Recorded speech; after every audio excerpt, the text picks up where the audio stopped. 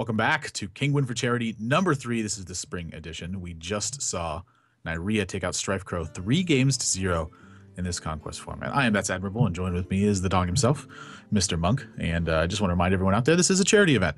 So this charity is a benefit for Child's Play. And if you'd like to learn more about Child's Play, you can visit childsplaycharity.org. And Child's Play is a charity organization that helps provide toys and games for children who are in hospitals that do not otherwise have access to them. So if you'd like to make your contribution, you can help meet our goal that Monk has set as a challenge to everyone out there. We need to get to $2,000 today.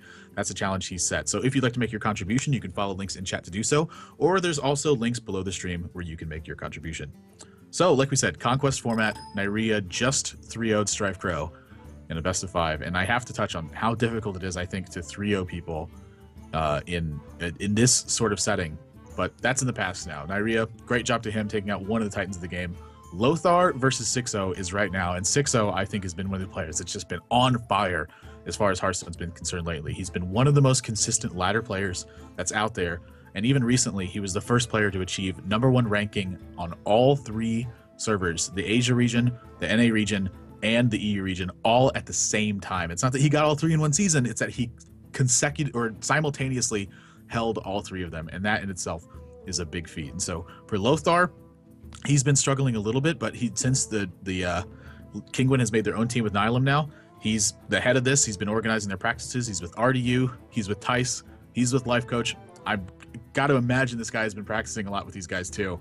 This is a pretty important matchup for him, sort of in the same vein that Nyria had an important matchup against Strife Crow. I feel like Lothar is in that same situation now against Xixo. And not only does Lothar have a new team, but he has a new look as well. I'm not sure if you can see what we're seeing right now, but once we get into the game, you'll be pleasantly surprised that I'm actually liking this look. But well, more on that later. But more on Xixo now. More on Xixo. So I have a story about Xixo, and what happened was basically Xixo messaged me early this morning before the tournament started, and he was like, "Hey, Kevin, want to hear a funny story?" I'm like, "Sure, Xixo, what's up?" So he's like, "Yeah, so I was prepared for Kinguin yesterday, and I was on the NA server. I'd made my decks, and then for some reason I exited out of the NA server. I accidentally logged onto the EU server, and I submitted 3 random EU decks. So definitely they're gonna be some surprises coming from Xixo right away, but perhaps not the surprises that we're looking for." Not the surprises he wants. I certainly don't think it's the surprises he's going to be wanting. He's going to be running with Rogue, Druid, and Warlock in this. And on the other side of the coin, we're going to have Lothar. He's got Mage, Druid, and Rogue to go up against that lineup. So I think straight away from the decks here that I got to give an edge to Xixo because he's got Warlock to match up against what is a Druid and a Rogue. And I think that Warlock does pretty well against both of those archetypes. But he's got to go up against Mech Mage first, which is, sort of a matchup where I still feel like that the favored side of this is the Mech Mage. I think the pressure is too much coupled with the reach it has at the end game. And we actually see that Lothar here has got a counter spell in his opening hand, and it looks to me like Xixo is playing sort of my mind is gone completely blank right now. The Silent Storm Demon Lock deck? Yeah, Demon Lock. I Just Saying had played a version of this very recently to that ESL event where Silent Storm actually won with this deck, and he just trounced everyone with it, and just it's not a big mystery why. You look at an opening hand like this, it helps dismantle aggro decks. So this isn't like a traditional sort of Warlock matchup where it's like Handlock or Zoo versus Mech Mage. This is something that we've been seeing a lot more of recently, and something just like a turn 1 Voidwalker into a turn 2 Nerubian Egg can really present some problems going forward. So seeing how Xixo chooses to approach this matchup is going to be interesting, as well as the way that Lothar chooses to navigate around this, because again, it's a fairly new strategy, so not a ton of practice I think can be had against a deck like this. Yeah, I'm sure when Lothar was on the ladder or he was practicing with his teammates, he probably did not expect to see a lot of this Demon Lock deck, and he probably doesn't have a lot of experience with it right now. Wow, look at that look from Lothar too. It's like what you see all the time in Texas. Mm-hmm. Yeah, I can't tell. Like, is he an American now? It doesn't even really look like Lothar. It just looks like a completely different person. He's wearing a tank. He's got his sweet tattoo shot. Look at that mustache too. Yeah, he's wearing a 10-gallon hat. That's not quite a 10-gallon hat. It looks pretty sweet though. All right, I'm gonna defer to you, the native Texan here, for whether that is indeed a 10-gallon hat. 10-gallon hats are like the huge ones you see that have the giant brims that extend out. So is this more like a gardening hat? It does. You know, it's got the same kind of style as the Gardening Hat might have, but wow, Xixo rolls a 2 on Implosion. I don't think I've ever seen that before. Yeah, Xixo is like, or Implosion is the Xixo card. He is the player that used it before pretty much anyone else, and he used it in his Zoolock that he gets to #1 legend with every single season. Fortunately, he rolls a 2, which is the absolute worst pick that, the worst roll that you can roll by a significantly large margin. I mean, rolling a 3 and summoning 3 1/1 demons, that's like almost twice as good as rolling a 2 and summoning 2 1/1 demons. It's just the RNG with that card. Yeah, it's a 50% increase from what it is. The average is going to be 3 imps and 3 damage. So when you get 4, you're rewarded a lot, and when you get 2, you're a little bit punished for it. I actually still kind of like it because it does adjust the circumstances that players have to play under. Like, you can't just jam it out there and expect it to kill 3 health minions all the time. You are sometimes going to be punished for that. So happy to see that. I really like Lothar's play here too. He doesn't really have a mech to go along with his Goblin Blast Mage, but he's chosen to develop it anyway. He just wants a 5/4 body on the board and going forward from there. But this Demon Lock deck, I mean, this is the kind of plays that it's looking to punish. It's looking to punish mid-range style stuff like this, as well as reckless early aggression. So where you're going to see a lot of win rate against a deck like Demon Lock is in extended game plans that are able to stabilize and put a lot of heavy pressure on the higher end mana cards. Yeah, I actually did an interview with Silent Storm recently, and I asked him, how did you end up actually building this deck? And his answer was, I was just playing Demon Lock on ladder, just like standard variations of Demon Lock, but I began losing to a lot of like Phase Hunters and Mech Mages, and in order to game the ladder, I just took out all the big cards, threw in like Mistress of Pain, Boardwalkers, and then my matchup against these aggro decks increased, they just skyrocketed. And a line of thinking was, if I just win against these aggro decks, then I'll have a high win percentage on the ladder. And I feel like because the Conquest format mirrors the ladder format a lot more, then this deck is also going to be a good pick going into Conquest. Yeah, I would definitely tend to think so too. It's such a good idea when you think about it just from that aspect. It's putting a lot of pressure on aggro decks, so you can, in Conquest it's way different. Like in old format, Last Hero Standing, this deck I don't think would have been very good because it would have done a good job of dismantling aggro decks. But against people that had like heavy control lineups, if your Demon Lock got picked off, that was it. It wasn't going to beat their aggro deck after that. It was locked. But in this format, it's not the same case. If you lose to a control deck with this, it's okay. You can just play it again. Now, it's funny that Mech Mage, it has 2 minions on board right now, but actually no mechs to activate either the Tinkertown Technician or the Goblin Blast Mage. Goblin Blast Mage is generally like one of the best cards that Mage can get. It's a 5/4 body for 4 mana, plus it has like just an awesome effect. It has like super arcane missiles basically, so that's almost like 5 or 6 mana worth of stuff in one card for 4 mana. Yeah. But unfortunately, it does have a condition. You need a mech on the field, and Lothar is he's going to be desperately trying to get that mech on the field. Unfortunately, he only has 1 mech in his hand right now, so if he uses the Spider Tank and plays it, and it gets killed, then next turn, it might come to the same problem. He still won't be able to play the Goblin Blast Mage. So I think with this play, what he's saying is, I really want to get that Blast Mage out there, so I'm going to actually save my Spider Tank. Yeah, I think I like saving the Spider Tank here too. It also allows him to get the Tinkertown Technician active if he's able to protect that singular mech he has. So I would tend to favor this play as well. Xixo, it looks like he's going to go for another Defender of Argus play. He also had options to use Hellfire on this turn. He could have run his 1/1 into Lothar and used Hellfire to clear and put a 4/4 on his side of the board, but I think this is actually going to give him a little bit more leverage the long game. And I think that's what he's going for. Xixo's drawn both Nerubian Eggs, and we're just seeing the power of Nerubian Eggs in this matchup. Nerubian Egg is basically like kind of like a 4/6 almost if you draw them so early and you have the activators, especially against Mech Mage, which in other classes might be able to ignore their Nerubian Egg for a longer while they draw their silences, but Mech Mage, they have to be aggressive and they just have to go for face. So they have to pop the egg as soon as possible, really. Really tough stuff here from Lothar. Not a lot of good plays available to him. I imagine it's going to be Pilotage Veteran and a Tinkertown Technician. And he actually might just choose to not attack here, which I don't mind so much. Again, just because he doesn't want to activate a 5 or a 4/4 and have no way to deal with it and just let it, kind of trade freely. What's happening here. So I can definitely see a no attack here, and actually I would tend to favor that. He's going to be really weak to Power Overwhelming plus Shadow Flame, but I'm not sure if he can afford to play around that right now. Yes, this is going to be Hellfire turn. This is a really strong Hellfire turn. He's even got Implosion to follow this up, so really big turns, and that is going to die no matter what to an Implosion. And this one rolls a 4. That's more 6-0 that you expect. Well, to be fair, this is the average of 2 Implosions was a 3-3, so this is pretty much the like standard RNG for 6-0 right now. Fortunately, Lothar has the best counter in Mech Mage for the Implosion, which is the Goblin Blast Mage, so I think we're definitely going to be seeing that card come down right now. I think you're going to see Clockwork Gnome, Goblin Blast Mage, and Tinkertown Technician.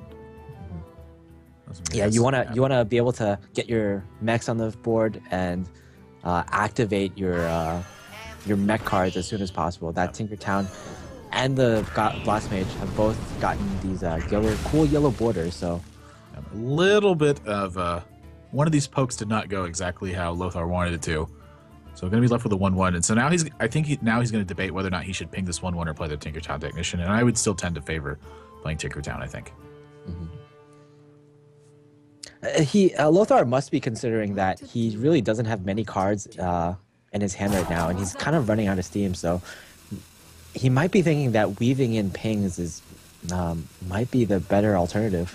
It's certainly what he's thinking. The other thing I think he might be thinking about is whether or not he should cloak this, because if he chooses to ping here, I think he should be cloaking his 5-4, and so this is going to allow him not only to attack with it, but it's also, he's got Time Rewinder in his hand too, so he could potentially get some more value from this. And having the 2-1 on the board uncontested means it's going to challenge this 4-3 next turn. So trading some life total for it, but not the biggest deal in the world. This Warlock deck, it has some reach, but it really needs minions on the board first to get its reach. Mal'Ganis could be a play, but I like this a little better, just fishing out some more cards. You're not really too afraid of dying. I mean, if your opponent has 2 fireballs in hand, then what can you really do about that, right? Fireball, Frostbolt. Did that Dark Realm just go to face? Oh. No. Okay. Yeah, it looked like that for a while, right? I was like, what on earth? Archmage Antonidas gets drawn. That's not going to get played this turn, though, because he's got 2 cogs in his hand that cost 6 mana because of Lothar. So when he draws Archmage here, I feel like his game plan has just been drastically altered. I feel like he's going to favor trading here. Oh, yeah. If you draw the Archmage and you have a finicky cloak field in your hand, that means you can pretty much get guaranteed at least 3 fireballs, I would have to say. And that just means you can probably just fireball your opponent's face all day and definitely play out that long game. Mech Mage is a deck that it kind of runs out of steam usually, but that Archmage Antonidas is equivalent to like 12 or 13 mana worth of minions, or worth of spells even. Archmage and Dr. Moonward's big refill cards. So definitely going to trade here. Ping to the face. And so 6-0, not looking in the best shape anymore. Oh my gosh, he is so close to lethal with that draw. You know, had he Dark Bomb face. Just saying. Oh man, what a play. I'm curious if he's thinking about using Shadow Flame this turn, or if he's really concerned about double Fireball. And I don't think he's concerned about double fire. He knows there's 3 spare parts in his opponent's hand, so he's not going to be too concerned with double Fireball. And I think the one thing he doesn't want to see right now is quite literally exactly what Lothar has. I wonder if Archmage Antonidas is put down with a finicky Clofield next turn, and he saves one of his Power Overwhelmings, he can actually clear the Archmage. But now he goes for this play, puts him on a few draws that he can lethal his opponent with. Yeah, I actually like this a lot because he's got the anti-Keelbot in his hand. So if his opponent's got a little bit of extra pressure this turn, 6-0's got a few draws to do something about it. And then also he does have lethal draws. Like we don't know exactly how many copies of Hellfire he's going to be running. So there's a potential one of those left. There's at least 1 Dark Bomb left. And then when he's running something like 2 Power Overwhelming, 6-0 is a player who likes to be aggressive, so it wouldn't have surprised me to see some sort of extra reach in that he could couple with Power Overwhelming. And this is just, again, this is exactly what I think what 6-0 did not want to see, is Archmage Antonidas and 2 spare parts. Yeah, so what this means is 6-0, oh man, that's not a good draw. He now has to consider, does he tap to try to get lethal, or does he just play Mal'Ganis right now? I think Mal'Ganis is probably going to be his best play, just because it's going to force a fireball and a ping onto that. But, you know, that's not the best situation you can be in. Oh, he's going to go for a life tap here, and that's actually going to, I mean, that just sealed the game. He can heal himself up to 19, but with the 6 points of damage attacking from Archmage Antonidas, Lothar's going to pick up this first game. So Archmage doing some work to carry, and you can see Lothar, he is super happy about that one. I mean, after that start and the way the mid game went, without Archmage Antonidas, I think he actually would have been in some dire straits. Oh, definitely. But just about that last Melganis play, I believe like if he played Melganis, he would have been in a very similar situation in the next turn where he would have to draw, pretty much tap or draw for lethal again.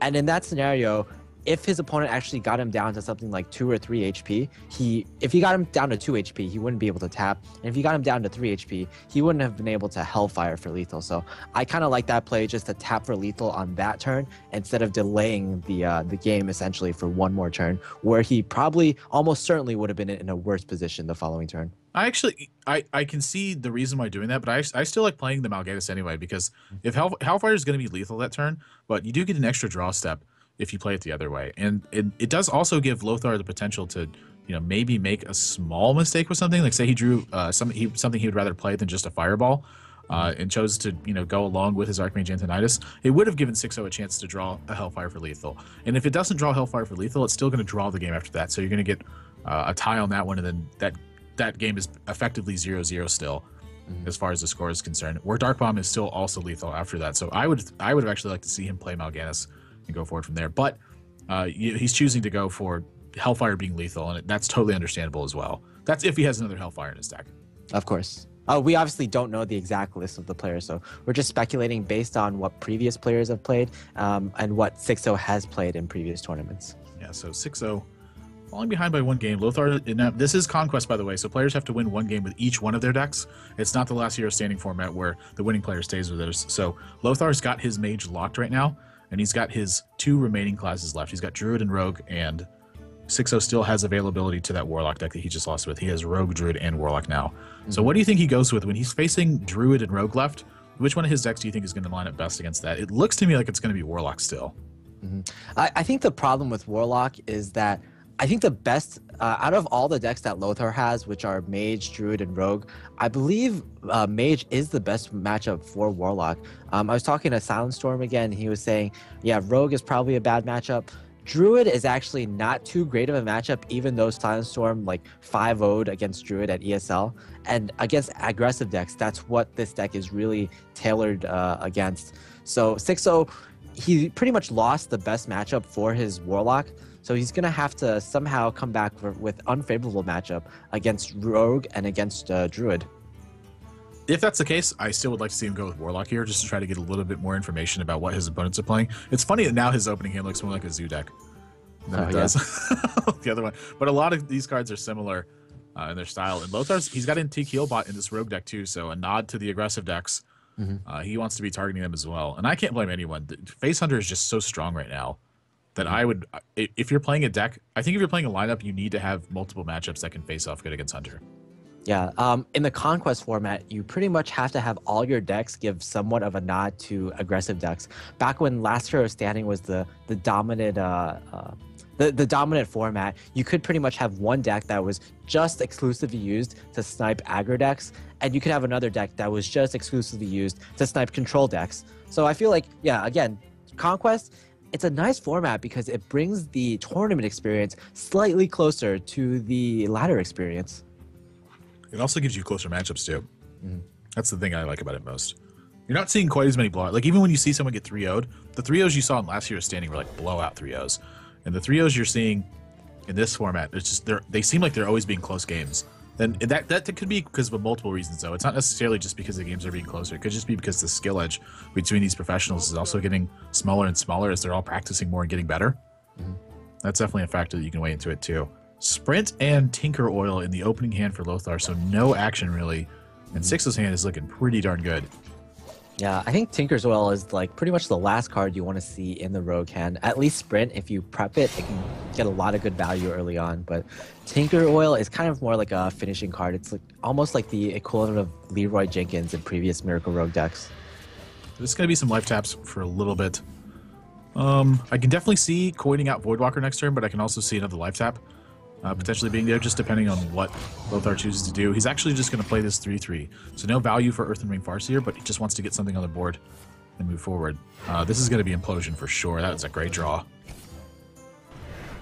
Now, what is the roll? 3? It's a 3. Right. So I'll take that. So far, implosion rolls have been exactly average. We've had a 2, a 4, and now a 3. Huh. The random has been average. That's weird. It's almost like random is usually average. Oh, man. Law of large numbers, right? Oh, that's strange. My rolls are always so much better than average, though. So if I'm on that end of the good luck, someone's got to be on the end of the bad luck. That's me, unfortunately. All right, so maybe probably a poke into one of these demons. Like Rogue so oftentimes on this turn has Fan of Knives, but unfortunately Lothar just doesn't have the exact card that he needs, so he'll have to deal with these one by one. He does. This isn't like the cleanest Blood Mage turn because he knows that that Xixo's deck is going to be playing 2 copies of Mortal Coil. So Blood Mage really susceptible to that, and he doesn't want to lose his board position too quickly. Again, he doesn't have any AOE, so without having Blood Mage next turn, it's going to be a lot harder for him to activate his dagger. But I think he just needs to pick up cards right now. So even if this gets Mortal Coiled, I don't think it's like the worst thing in the world. Even though that's basically the worst case scenario for him, I think moving forward. But yeah, it's for sure. And SI7 agent is this is sort of like in the same line as something like Blood Mage though, where there's also 2 copies of Dark Bomb in here, so it's kind of like a damned if you do, damned if you don't situation. Like both of his plays he make are equally threatened by the range from Xixo. Yeah, the Blood Mage is a 2-mana minion that gets traded off essentially for 1 mana of the Mortal Coil. The SI Agent is a 3-mana minion that gets traded off by a 2-mana spell with a Dark Bomb. So either way, he has the potential to lose 1 mana in tempo. Now that being said, there is something to be spoken of the value of saving the spell power from Blood Mage. So Xixo just going to taunt up both of his 2/2s here, and now Fan of Knives would be a fantastic draw. It doesn't pick it up. Blade Flurry would have been pretty good as well. But this is going to kind of produce the same kind of results for Xixo now. He's keeping his Dark Bombs, what I imagine are for really big tempo plays sort of in the mid-game, or maybe even for reach later on. But when this SI7 agent runs into one of these 2/2s, he's still going to have access to Mortal Coil afterwards. His mana is going to be really good after that too, because he's got Mortal Coil and Voidwalker after that turn. And Voidwalker is one of those minions that, like, you don't want to kill it.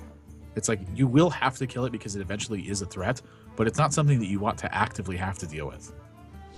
Yeah, right now we see 2 sprints drawn from Lothar right now, which is exactly what you don't want. There's just so many good draws for Lothar in the coming turns, but he's just not getting them. 2 sprints in your hand, you really want like something like a prep or a sprint or even a Fan of Knives. All of them would have been so great right now. And we can see Lothar shaking his head. He has really not too much of a clue of what to do. There's no really strong plays. I mean, this is basically one of the stronger plays he has. Something else that he was thinking of that we might not have mentioned with the Blood Mage is that if his opponent had Defender of Argus, he would have taken out the Blood Mage and still gotten development on the board. And I think it's something else he was trying to avoid. So Mortal Coil is going to be the lead. I imagine this is almost certainly going to be Void Caller. Yep. And then Blood Mage is going to bite the dust here. Oh, there's Fan of Knives. That's way too late at this point. Yeah, quite a few turns too late. Violet Teacher is usually also a very good one, but probably not too much on this turn. This just looks like an Azure Drake turn to me. Yeah. If you throw down Violet Teacher, you usually want to combo it with some spells to get a bit more value out of it. Just playing it as a 3/5 just feels so bad as a rogue player when it has just so much more potential. And Violet Teacher's not good at playing from behind, that's for sure. I think Lothar's hovering over Fan of Knives. Yeah, I think he just needs options at this point. Okay, if he actually goes for Violet Teacher here. Okay. So if he goes for Violet Teacher, he does clear off the Defender of Argus. So Xixo would have to have something to trade up here, but he's got multiple ways to do it. Abusive Sergeant is going to go down, and that's even more pressure on the board. I like the Lothar now because it locks Lothar out of the sprint turn. Also locks him out of Fan of Knives. Locks him out of everything. Yep. This is a really good set of form. Eviscerate's not a bad draw right now, though. So yeah, as you can see, he doesn't take out this Void Caller in fear of what could be spawned from it. I mean, if a Mal'Ganis or a Jaraxxus hit the board from this, it's a lot of pressure. Even something like Doomguard. All right, not too many clean ways to kill off this Azure Drake though, so that's at least something Lothar has going for him. Do you want to do you actually want to keep this Void Caller alive just to put more pressure on your opponent? I don't think so. I think you want to clear this out and make sure that your Lothar isn't vulnerable to something like Eviscerate. Okay. And he's gotten a Ruby and Egg to protect himself from really large AoE, and he's still putting a lot of pressure on him. He's got 6 points of burst in his hand. I don't see Lothar really getting out of this situation. I mean, this is looking really bad for him. This is one of those scenarios where we've seen in previous games, rogues, they use their mana efficient spells and just really efficient minions like Violet Teacher to swarm the board and get an early game advantage. Then they draw sprints to refill their hand. Well, this game turned out the exact opposite. Lothar drew both sprints early on. He couldn't put any pressure on the board. He couldn't take the tempo advantage. And now he can't even play sprint because he's so far behind. Looks to me like Phantom Knives is going to be the lead here. And with the intent to eviscerate this Lothar. And maybe even something as desperate as South Sea Deckhand into Voidwalker here. But he can't afford to be taking... I don't think he can afford to be taking another 5 damage from this Lothar. Yeah. What Lothar really needs right now is... he needs a preparation. He needs the tempo back, and the only way to get it back is with cards. Oh, look at this! This is actually really interesting. So this is going to save his Phantom Knives and his Eviscerate, and he's going to use the South Sea Deckhand to take out this Lothar instead. And he's actually going to Eviscerate this Mistress of Pain. That was actually really nice. It's not what you really wanted because you don't really want to use your Tinker Sharpsword Oil to kill off minions. But I think in this particular scenario, it was okay. Lothar did what he had to with the cards that he was dealt. Yeah, I imagine this is going to be power overwhelming from Xixo here too, just to start pushing pressure out. Wow, he's actually not going to power overwhelming here, and the reason he doesn't is, I'm sure, in fear of Blade Flurry. Yeah, if you power overwhelming, he gets a 4/4, which is an exact contention with the 4/1 weapon that the rogue has right now. So Sprint's going to be coming up for Lothar. It's maybe getting closer to a recovery turn now.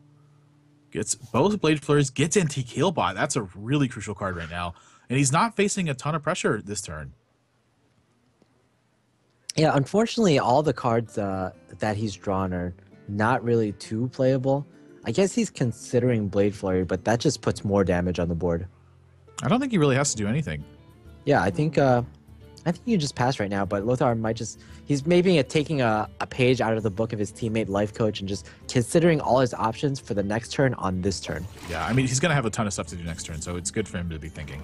The other thing, too, is this doesn't give away too much information to your opponent about what should be going on. So Void Caller gets drawn.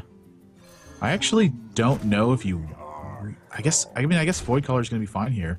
And he's just going to Dark Bomb face to get more pressure out. And that definitely sets up lethal. Oh, geez. That backstab is actually pretty crucial right now. That's going to open his Blade Flurry to clear this entire board. He's going to have to deal with what gets summoned from the Voidwalker, but he's got a sap to do it. So he has to plan out his turn very well. Again, unfortunately, he doesn't have a preparation, which would make things a lot easier.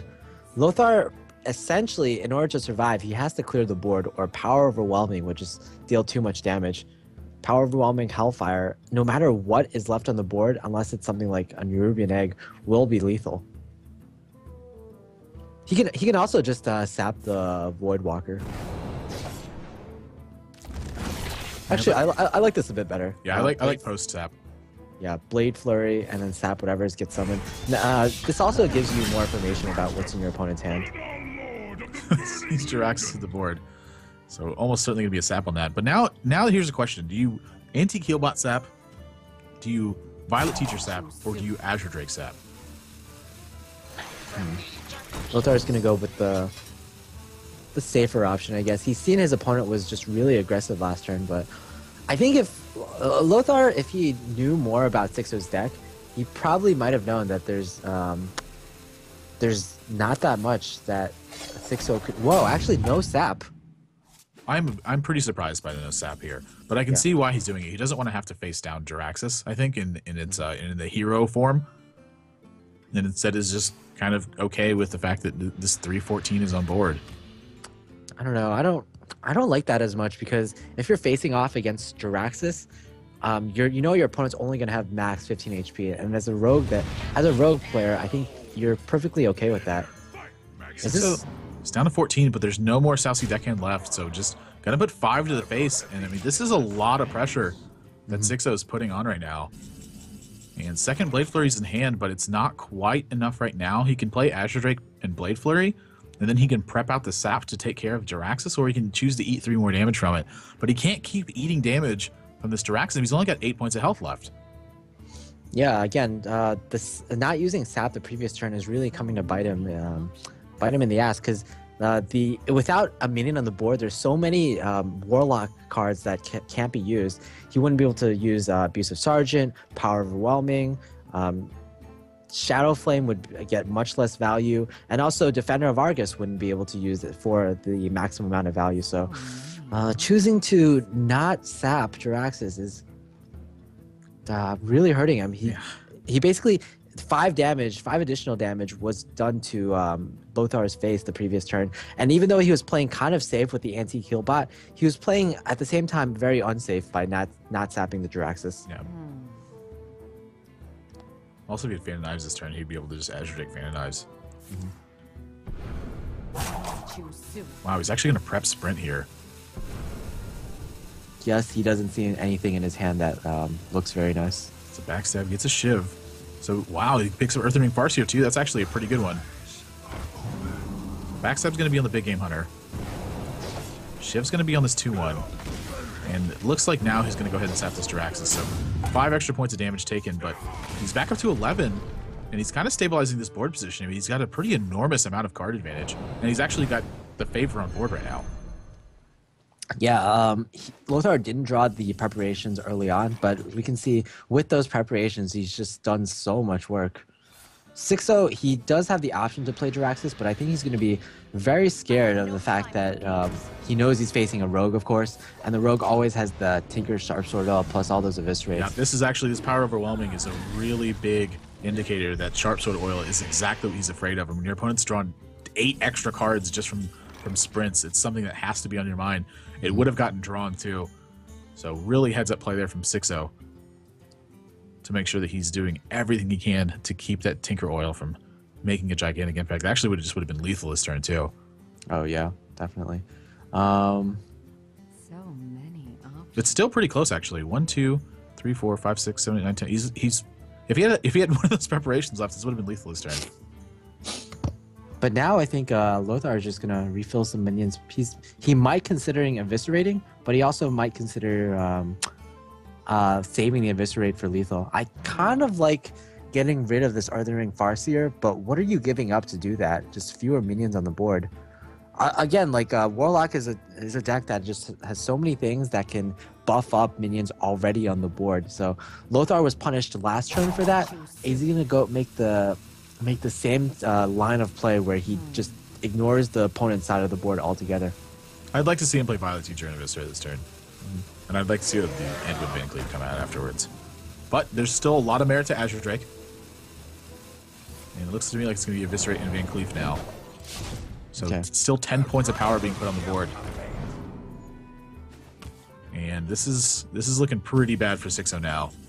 That is not the draw he wants to see, and that's going to be okay, but I still think he's just dead after this. So he's going to go up to 18, he's got 10 points of damage, he's facing down. Yeah, this is going to be lethal. And Lothar's drawn basically his entire deck at this point. Yeah, I think Xixo knows that it's probably lethal as well. Lothar's drawn like 28 cards. It's not lethal yet because he does have to land the Tinker Oil in the right order. It's like if he misses, like the Tinker Sharpsword Oil could still hit whatever minion he chooses to play, so that way he can combo it. I think you do have to use the SI agent. Actually, no, he doesn't. He just puts the Tinker Oil on the dagger, attacks for 10, attacks for 4, and Blade Flurries. Oh, duh. Yeah, oh my gosh. That's 4 from the dagger, 5 from Blade Flurry. That's 9 plus 10 on the board. It's 19 damage. Yeah, so he just says lethal. He's thinking about how the combo works. He's actually being distracted by the fact that you need to combo Tinker Sharpsword Oil so often that he's being blinded by the fact that he just got lethal, using it as like a pseudo deadly poison. Yep, so Lothar, he's not going to spot this one. I don't think it matters too much though. Like Lothar's going to shut it out Anyway, he might have spotted this actually. Nope. So he's gonna go with Lothar here. So Lothar ends up missing lethal this turn, but I'm pretty sure it's inconsequential at this point. All his 6 of spells are going to cost just too much, and like, what does he do to get out of this situation? He's basically just in the same board position he was just in. It's just too much stuff to deal with. Okay. Nerubian Egg is drawn, but Xixo knows that doesn't really stop lethal. Xixo knows he probably has a Tinker Sharp Sword Oil in his hand right now because, again, Rogue's drawn 29 out of 30 cards, so unless Lothar is very unlucky, that's probably the case. Wow. Xixo just gives up. Yep, so Warlock not able to close this game out. Lothar, the extra heals that were included in this deck, I think really made a big impact on how this game panned out. You know, having an antique heal bot instead of having something like a second Earthring Farseer, the extra 5 health, I think really made a big difference in that game. Yeah, Lothar was just under so much pressure pretty much the entire game, but he was able to come back with specific rogue cards that were able to tempo his opponent out. Xixo just put a lot of minions on the board that were like 1/3s, 1/4s, not that threatening, whereas something like Blade Flurry came down and just wiped the entire board out, getting something like 1 for 5 value.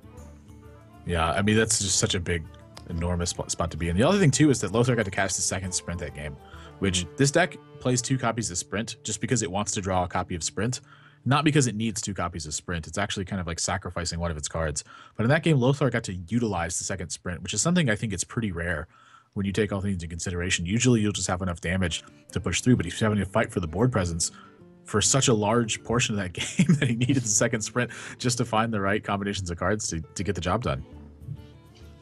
Oh yeah, and now Xixo, will he queue up the Demon Lock deck again? I think at this point, to be honest, it doesn't really matter. Lothar still has the Druid left, and Xixo will have to go through the Druid with the remainder of his decks. Yeah. Actually, it's actually really sad that Xixo hasn't been able to show more of his decks, because as we said before, Xixo submitted quote-unquote random decks to this tournament. Random EU decks to the tournament, so I kind of want to see what his definition of random decks is. Or That RNG. That may be why he's choosing to play Demon Lock so often versus the other 2 decks. He just looks at him, he's like, yeah.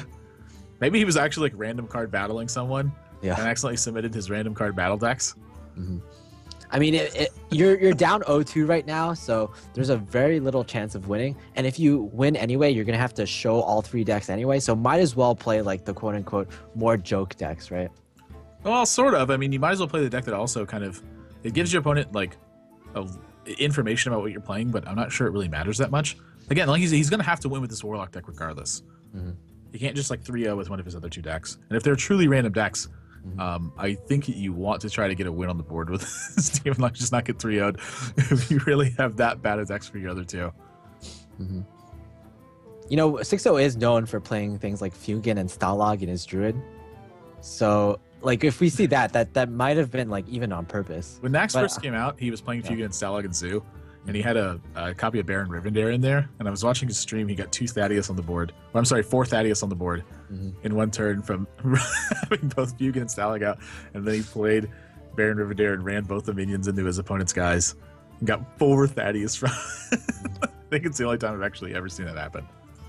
Yeah, there's I've seen it on stream a lot where like his opponents they see Fugen and Stalag and they've never seen those cards before, so they play wrong against it. Like the Fugen and Stalag are on the board, so like the opponent silences Fugen, then kills Stalag, and they're like, oh, oops. Whoops, that's not the way you want to do that one. He's going to go with Druid here, and when you see Zombie Chow and Harrison Jones, I think this is going to be a little bit closer to a ramp style, but it could be just the fact that he's including Zombie Chow in here to help pop against mirror entities as well. We mentioned that earlier, like how powerful popping a mirror entity with Zombie Chow can be. We saw Nyria had to pop one with an Ancient of Lore, and that's just like not the situation he wanted to be in. He just barely pulled that one out. I don't even know how he won that game. It was crazy the way that one ended up happening. He's gonna mulligan Zombie Chow here too, so really digging for threats. Yeah, I've been listening to Dog stream a lot, and his rationale for just never keeping Zombie Chow in this in the mirror is that you pretty much only want Innervates and Wild Growths in your opening hand, because those are the cards that are gonna have the biggest impact in the Druid mirror. Zombie Chow on turn 1 probably not the most impactful thing in the world, especially when every other druid minion just has so much health and so much attack. The zombie child will effectively add like it's effectively a 2 damage spell, or it trades for wrath in the best case scenario. Yeah, just gonna be hero powers, basically from both sides. Turn 1 Shade, I think, is one of those fantastic starts you're looking for, especially when you can follow that with a Coin Shade. Coin really making a big difference. And he picks up second Innervate. Yeah, this is beginning to look really bad for Xixo. Outside of walled growth starts, these are pretty much the best starts you can get as Druid, especially in the Druid Mirror, where tempo is pretty much everything. The claw gets down. That's kind of annoying. Yeah, I mean, it's kind of annoying, but I don't think you're really too worried about it when you have 2 growing shades. And you also have a Sludge Belcher to help fight against this Druid of the Claw, too.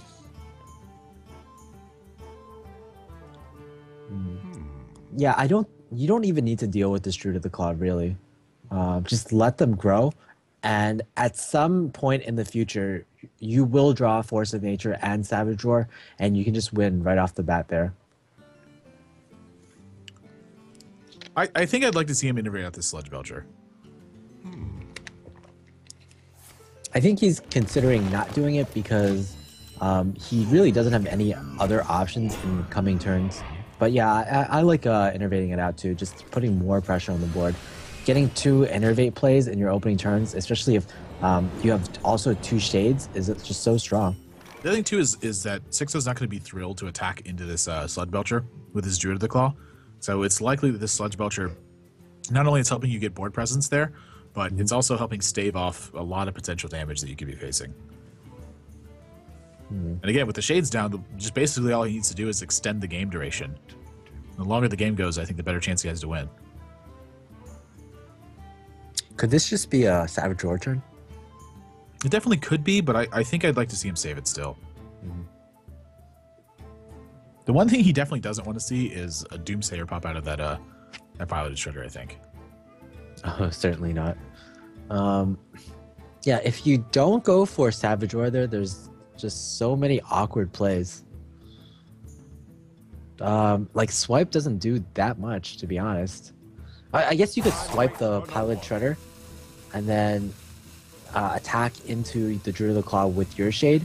And then with the minions left on the board, you can even clear a Doomsayer if that's what pops out of the Pilot Shredder. And it looks like a pretty favorable situation. If you choose a Savage Roar here, do you just unveil the shades? Yeah, definitely, I think. Yeah, I want to get the most value out of the Savage Roar as much as possible. Okay, so he chooses a swipe play that doesn't reveal either of his shades. Which is the one that I think that I would have gone with, too. So not much choice. He needs to dig with this Wrath. Love to find something. Back-to-back Keepers of the Grove. So no play here from Xixo. Yeah, just maybe this is what he means by like random decks where he has both a Ragnaros and a Dr. Boom. But I have to say, like, these decks aren't as random as I had expected them to be. I was expecting like I don't know, like what's a card that nobody uses? Like double piloted Sky Golem in Druid with double with Sylvanas and Karin and just all many 6-drops. I don't know. Well, everything we've seen right now is so standard. Well, right now it's sort of Ragnaros is a little bit. I feel like it's a little out of place in Druid right now, but we haven't seen the whole deck yet. So I think if for Xixo's sake, I'm gonna hope we don't see the entire deck.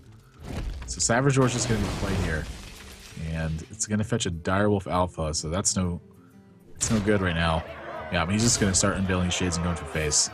And that is a ton of damage that was just put through. Xixo's already in combo range. He did see a Savage Roar, though, so I think he's pretty happy with that. Draws Wild Growth on turn 6, which is probably the worst possible turn to draw it, I imagine.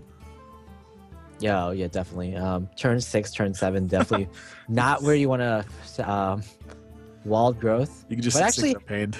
he actually could consider Wild Growthing now, just so his Ragnaros will be playable in the next turn, and he'll have more of a potential to snipe up this other shade on the following turn. Yeah, it's definitely what he had to do, but he's going down to 8 to do it. And so he's just falling so low, he's just going to be in Force of Nature range pretty soon. Oh my gosh, Sylvanas gets drawn. Yes, Sylvanas will just shut out Ragnaros. Just right on time. Just why not? 6 more damage to face. He's down to 8, and Force of Nature is not going to help him climb back into this one. And I got to believe that this deal is sealed right now. Yep, unfortunately, Xixo, he didn't bring the correct decks that he wanted to bring to this tournament, and it looks like he will be indeed punished for that. Yeah, Ragnaros doesn't really strike me as a 6-0 kind of card. 8 mana is just... I don't think I've ever seen him play an 8 mana minion before this.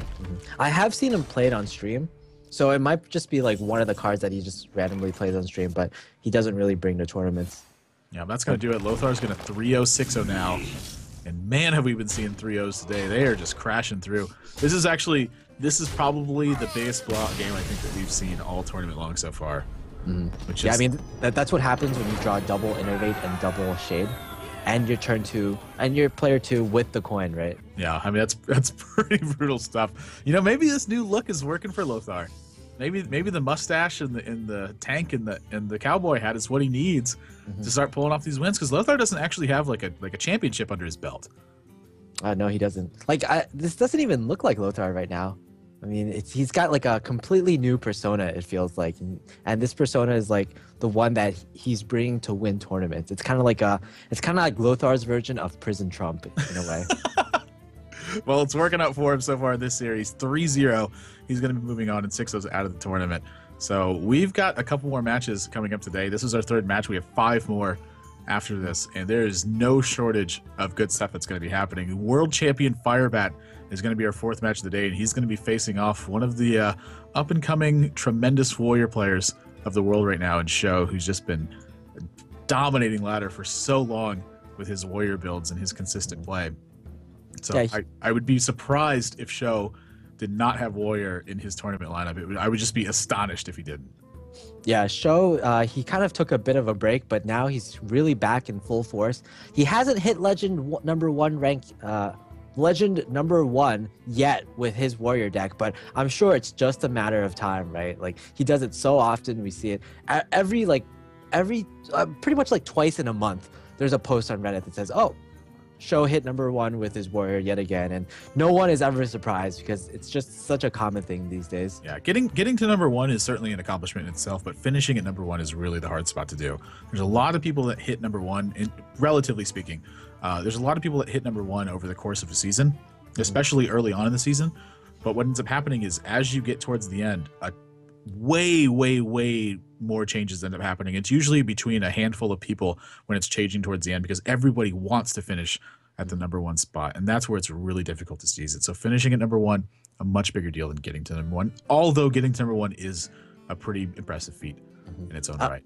Another impressive feat is that Xixo, when GVG first came out, I feel like Xixo was the first player to get like a really definitive version of Warrior out. He was playing Dr. Boom pretty much on day 1. He was playing Sludge Belchers over Bomb Lobbers. He was playing Armor Smiths over Explosive Chiefs. And when GVG first came out, those were like the brand new cards that were kind of debated a bit. Everyone thought Bomb Lobber would be the huge new thing, replacing Sludge Belcher, but so is like, no, Sludge Belcher is still better. Everyone thought that Explosive Sheep would be the new thing over Armor Smith, but Xixo was like, no, Armor Smith is still better. And I feel like ever since that first day when Xixo was climbing to number 1 rank with Warrior with his very standardized Warrior build, everyone else, every other Warrior player following that has been kind of copying his version of the Warrior deck.